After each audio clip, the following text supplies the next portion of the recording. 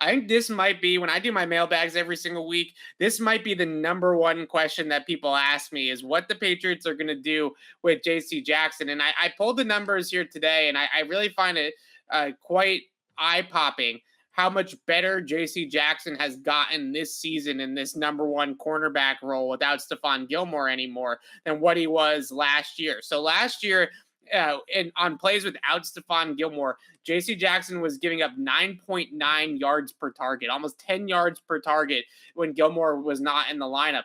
This year, he's down to 6.8 yards per target. His touchdown to interception ratio, he's given up 1 touchdown to 7 interceptions in coverage this year. So the volatility of JC Jackson's game that we saw at times last year, where there was a lot of boomer bust, right? It was either a pick six in the one direction or a touchdown in the other direction. And there was a lot of ups and downs with JC Jackson's game last year. He has really leveled that ship. And now he's just a consistent cover guy, man, zone, can still ball hawk, but can still shut it down. I think his attention to detail and to film study has really helped him out. He talked about that earlier this year, that he was really trying to lock in on that grind with the film study. I think he's really rounded out his game to now not just being a pick magnet and a touchdown interception magnet, but also being able to shut guys down consistently down to down on top of that.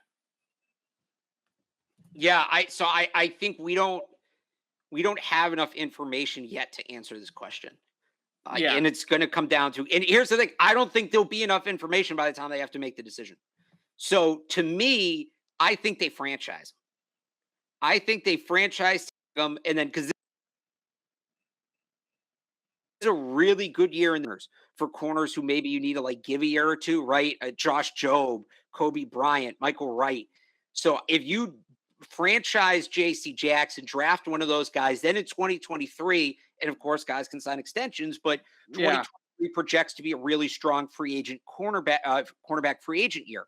So you use a top 60, top 90 pick on a corner this year.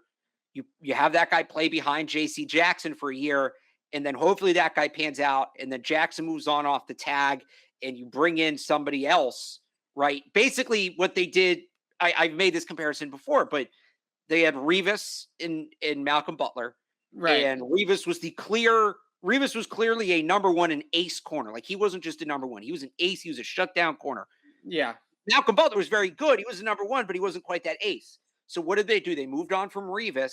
They strung Butler along with team control devices like tags until they had a chance to go get another ace in Stephon Gilmore. And in between, it obviously didn't pan. So I think you'll maybe see a similar pattern here where they'll string Jackson. That's probably one more year. They'll draft somebody and give that a shot this year. And if not, or to get that player's, on the other side, they'll go back and dip into the market in 2023 when they can get another true ace. So that's how I see it. Yeah.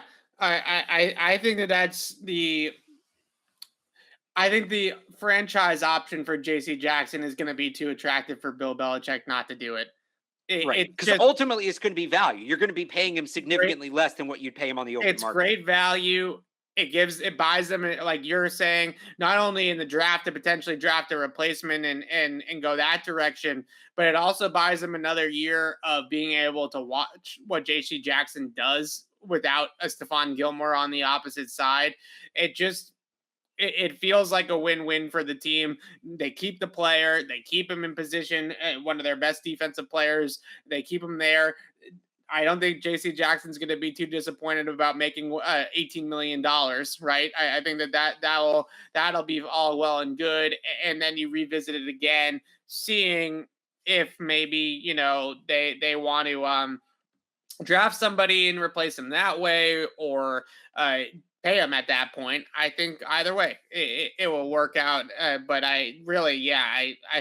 that franchise tag is just something that I think is a little bit too attractive from a value standpoint for the team to instead just turn over and say, oh, we're just going to give him the 80 million now. Right. It seems like it'd make a lot more sense to franchise them, at least from a Patriots perspective. All right.